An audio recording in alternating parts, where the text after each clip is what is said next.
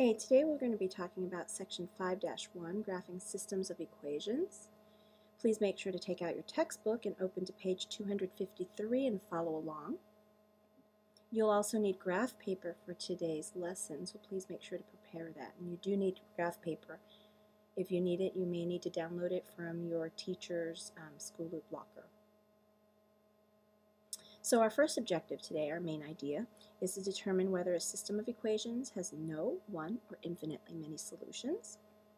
And our second objective or main idea today is to solve our systems of equations by graphing. So you do need that graph paper for that second main idea. Our standards that we're covering is Algebra Standard 9.0, which involves systems of equations. And of course, this is also a KC standard, so it is on your high school exit exam. Now, the first question you guys are probably wondering is, what is a system of equations? Well, a system of equations is defined as two or more equations that occur simultaneously. That means they're occurring or happening at the same time. So they are on the same graph at the same time. And what is a solution? How can we solve it if we have more than one graph at the same time on a coordinate system? Well, you're basically looking for a common point, an ordered pair that can satisfy both or all of the equations. In other words, you're looking for a point that works for both of them, or a common point. So a quick overview right now. Systems of equations, there are three methods for solving. One method number one, is graphing, which we're going to cover today. Method number two is substitution. We'll be covering that later this week. And next week we'll be talking about elimination. So let's go ahead and get started. Go ahead and open up your textbook to page 253. You're going to notice there's a table. It looks like this. Okay, you do need to copy this into your notes. Okay. And I'm going to go ahead and go through each of these, so you may hit pause at any point. Okay? So first thing to notice is that this is talking about two lines. So I have these pencils here as my two lines, for example. And what can happen with two lines? We can either intersect, or they can remain parallel, the same distance apart, same slope, or what can actually happen is I can have one line and one goes right on top of it. So it looks like only one line. We call this coinciding or overlapping lines. So take a look at the diagrams. These are the possible graphs. So now let's talk about solutions, now that I know what the graphs look like. If my two lines intersect or cross, where would my common point be? Right here, where they meet. So how many solutions does this have? It would have exactly one solution. So we call it exactly one solution. If my lines are parallel, would they ever cross? No, by definition they don't cross. So since they do not cross, there will be no solution. So we say no solution. SOLN, by the way, is just my shortcut for writing it. And the last case, if they're overlapping, one is over the other. Think about it. Every single point where one overlaps the other is a solution because they both have it in common. So we call this infinitely many solutions because they could have many, many points in common. And remember those arrows, they go on forever in both directions, so there are many answers. Now let's talk terminology. Terminology is just the fancy terms that we mathematicians use for describing these cases. Okay, so terminology. Intersecting lines are known as consistent and independent. Consistent just means that there is a solution. I can solve it, there's an answer. Independent means that they are two separate lines, okay, that the lines are not the same, they're two different lines. So can you guess what parallel lines would have? Well, think about it. Would they have an answer? If they don't have an answer, we would call it inconsistent. But they are separate lines, so we call that independent. And that last case, now that you have this information, can you guess that last one? Do these have solutions? In fact, they have many of them, so we do call it consistent. And think about the lines. How many lines are there really? There's only one. We only see one. So we call it dependent because it's only one line. It depends on each other. So now that you know how to find the solutions and where to look, we're going to go ahead and give it a try and graph our own. So get that graph paper out, and let's go ahead and get started with an example here.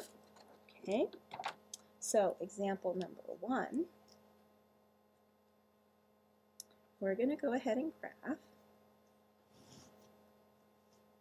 y equals 4x minus 7 and y equals 3. Now, just aside, we're going to do a quick recall here.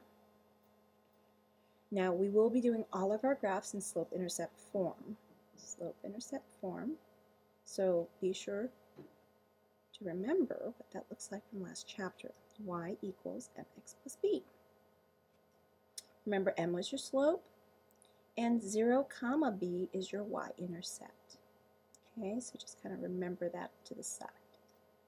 So before I get started, let's look at this equation here. What is the slope? You're right. M equals 4, or 4 over 1. And what would that starting point or y-intercept look like? 0, comma, did I hear negative 7? You're right, negative 7. So let's go ahead and graph that. So we're going to go on the graph and look for negative 7, which is way down here. I'm going to put a point at 0, negative 7. And your slope, of course, 4 over 1 is rise over run. So we're going to rise positive 4, 1, 2, 3, 4, and run 1 to the right because that's positive. We're going to repeat this. 1, 2, 3, 4 over 1. And again, 1, 2, 3, 4 over 1. And of course, you can also go in the opposite direction if you want a nice, pretty line. You can go down 4, 1, 2, 3, 4, left 1, and repeat again. 1, 2, 3, 4, down, left 1. And you'll notice you have a series of points here, and they all line up. So we're going to take out our ruler, and we're going to go ahead and draw in the line. Draw in your line, make sure you keep it straight, and make sure you are using graph paper, otherwise finding the solutions is going to be very, very difficult. Okay, so I have my first line graphed. Let's go ahead and take a look at our second line. You're going to notice our second line looks a little funny. Y is so lonely, there's only a y, there's no x. So what are we going to do in this case? Well, let's just do a quick review on the side here.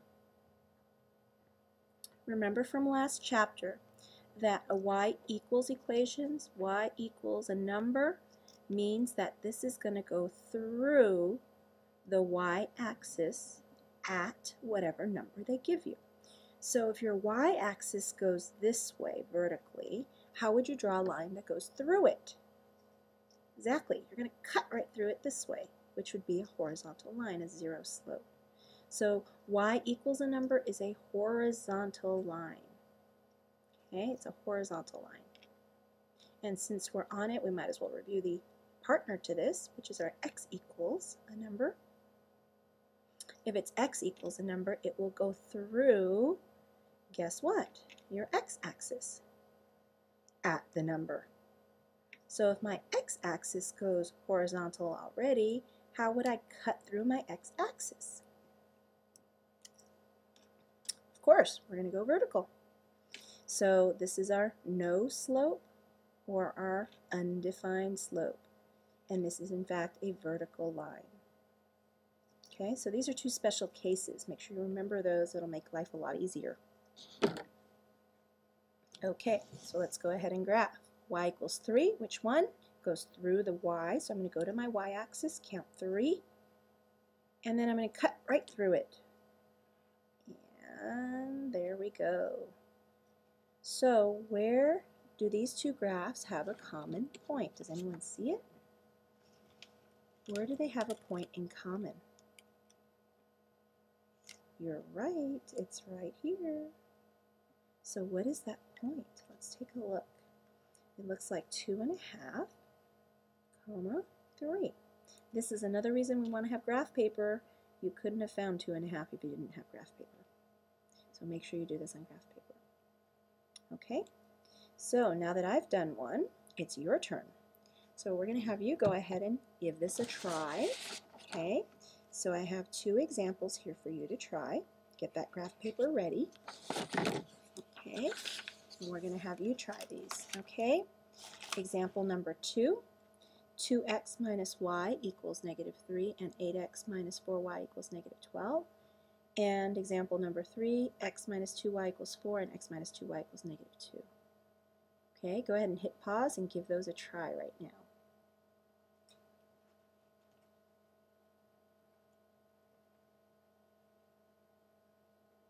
Okay, so you've had a chance to try those. Let's go ahead and see how you did. So example number 2, did you remember to take your two equations and rewrite it in slope-intercept form like we did in example number 1? This would be y equals 2x plus 3, and the second equation was y equals 2x plus 3 as well. So I identified my slope and my intercept for both of them so I could graph it. And if you take a look, I color-coded this so it's easier for you to read. I graphed both of them. One was a red line and one was a green one. And in fact, they were overlapping or coinciding lines. So you'll notice they do have many points in common, which means they have infinitely many solutions. How did you do on that one? Let's check number 3. Okay. Also, number 3, did you remember to solve those into slope-intercept form as well? So you'll notice the first equation was y equals 1/2 x minus 2, and the second equation is y equals 1/2 x plus 1. And again, I identified my slope and intercept, and then graphed each one separately on the same grid. Okay, and take a look. What happened? They're parallel. Now, was that a surprise? Did you catch it? Their slopes were exactly the same, which would tell us from the last chapter that they would be parallel, and in fact they are. And if they're parallel lines, do you remember how many solutions do we have? None. There are no solutions because they'll never touch each other, so they will never ever have a common point. Okay? So that wraps up our practice for graphing. Go ahead and give these last two problems a try and bring it to class tomorrow. You will need your workbook for this, okay? It's on workbook page 61, number 3, and workbook page 62, number 4. It's due tomorrow. See you in class.